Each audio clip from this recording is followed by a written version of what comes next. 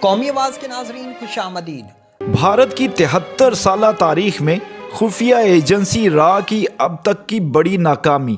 بھارتی فوج اتنی بڑی اسٹریٹجک غلطی کر بیٹھی کہ پوری دنیا میں بھارتی فوج کے آرمی چیف کسی کو منہ دکھانے کے قابل نہ رہے۔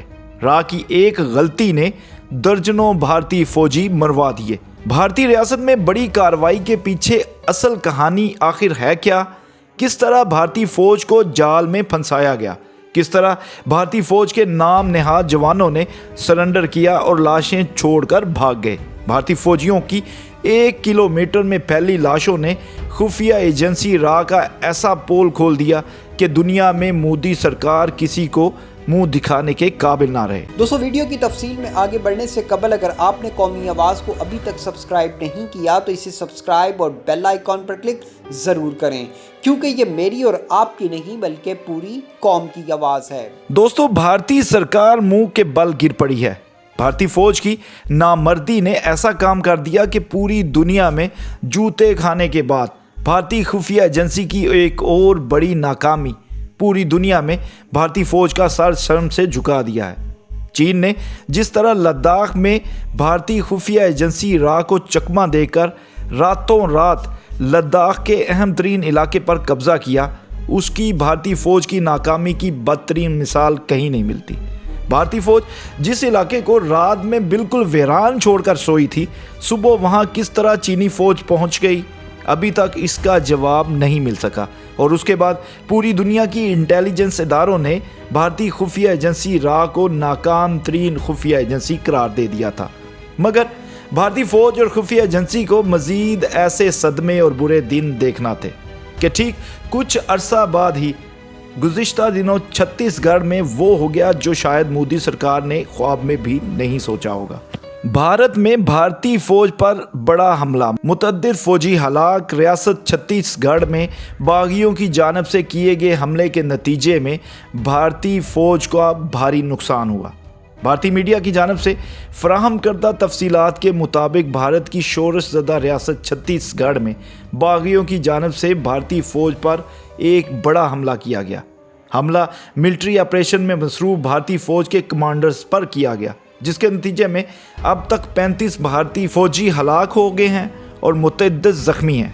بتایا گیا ہے کہ چھتیس گڑھ میں کچھ روز قبل بھارتی پولیس پر بھی حملہ کر کے متعدد پولیس اہلکاروں کو ہلاک کیا گیا تھا، جبکہ چھتیس گڑھ میں گزشتہ کچھ عرصے کے دوران باغیوں کے کئی حملوں میں متعدد بھارتی فوجی اور پولیس اہلکار ہلاک کیے جا چکے ہیں۔ بھارت میں مودی سرکار کو چھتیس گڑھ کے علاوہ دیگر کئی ریاستوں کی عوام کی بغاوت کا سامنا بھی ہے۔ ان ریاستوں میں ناگالینڈ کی ریاست بھی شامل ہے، جو اپنی کرنسی، جھنڈا اور فوج متعارف کروانے کے علاوہ بھارت سے اپنی آزادی کا اعلان بھی کر چکی ہے۔ ناگالینڈ کی عوام اور رہنماؤں کا واضح موقف ہے کہ بھارت نے ان کی سرزمین پر قبضہ کر رکھا ہے۔ دوستوں، central reserve police force CRPF کے ڈائریکٹر جنرل کلدیپ سنگھ نے کہا ہے کہ اس حملے میں بھارتی فوج کی بڑی ناکامی ہوئی ہے۔ یہ اسٹریٹجک اور انٹیلیجنس غلطی تھی۔ حیران کن طور پر سابق انٹیلیجنس سربراہ کا کہنا ہے کہ 5000 سے زائد فوج کے خلاف چند سو ماؤ باغیوں نے کس طرح مقابلہ کیا، یہ ابھی تک حیران کن بات ہے۔ ماؤ باغیوں کے حملے 150 سے زائد فوجی زخمی بھی ہوئے۔ اس حملے کے بعد پولیس چیف پی سندر راج نے بتایا کہ ان کو ابھی تک 35 سے زائد لاشیں وصول ہو چکی ہیں۔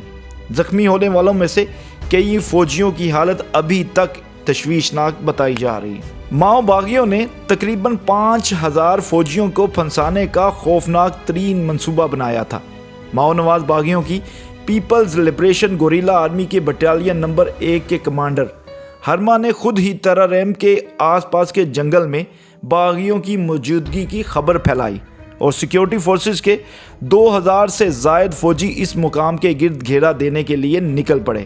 بظاہر ماؤ نواز باغیوں کے جال میں پھنس گئے۔ لڑائی 4 گھنٹے تک جاری رہی، جس میں بھارتی فوجیوں کی لاشیں گری، اور قریباً 1 کلومیٹر کے علاقے میں بھارتی فوجیوں کی لاشیں ہی لاشیں گری پڑی تھیں۔ جو زخمی تھے وہ بھی لاشوں سے کم دکھائی نہیں دے رہے تھے۔ CRPF district reserve guards special task force और कोबरा बटालियन के 4,959 जवान सिकमा और बेजापुर के मुख्तलिफ इलाकों से नक्सल बागियों के खिलाफ कार्रवाई के लिए रवाना हुए थे।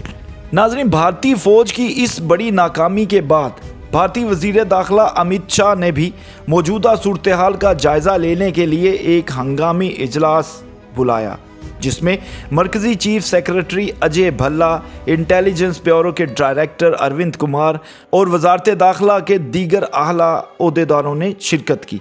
भारतीय फ़ौज के लिए परेशान कुन सूरत हाल पैदा हो चुकी है, क्योंकि इससे पहले माओ बागी पुलिस एहलकारों पर हमला कर चुके हैं, मगर अब की बार सीधा भारतीय फ़ौज को और उसकी अहम तरीन बटालियन को ना सिर्फ जाल में फंसाया बल्कि उनको मौत के घाट भी उतारा। ये हमला माओ बागियों की तारीखी कामयाबी करार दिया जा रहा है, जबकि भारतीय फ़ौज की माओ बागियों के खिलाफ तारीखी नाकामी भी करार दिया जा रहा है।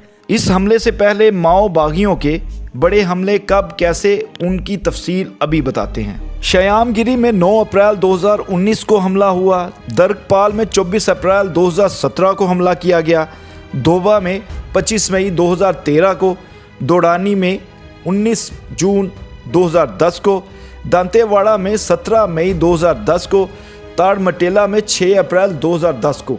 ये वो वाहिद हमला था जिसमें सबसे ज़्यादा फ़ौजियों की हलाकत हुई, जिसमें 76 से ज़ायद फ़ौजी मारे गए। मदनवाड़ा 12 जुलाई 2009 को, अरमपिला 9 जुलाई 2007 को, रानी बोदली में जो हमला हुआ 15 मार्च 2007 को, उसमें 55 से ज़ायद फ़ौजी जवान मारे गए।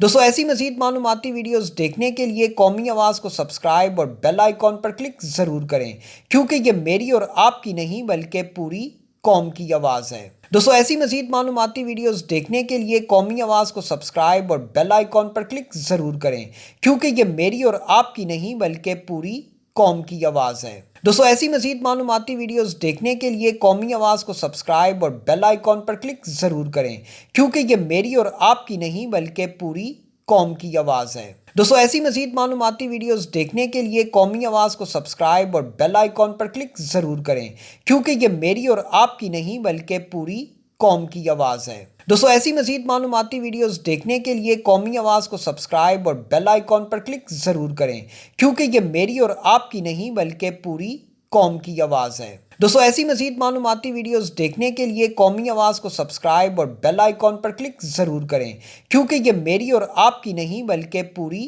कौम की आवाज़ है। दोस्तों, ऐसी मज़ीद मालूमाती वीडियोस देखने के लिए कौमी आवाज़ को सब्सक्राइब और बेल आइकॉन पर क्लिक ज़रूर करें, क्योंकि ये मेरी और आपकी नहीं बल्कि पूरी कौम की आवाज़ है। दोस्तों, ऐसी मज़ीद मालूमाती वीडियोस देखने के लिए कौमी आवाज़ को सब्सक्राइब और बेल आइकॉन पर क्लिक ज़रूर करें, क्योंकि ये मेरी और आपकी नहीं बल्कि पूरी कौम की आवाज़ है।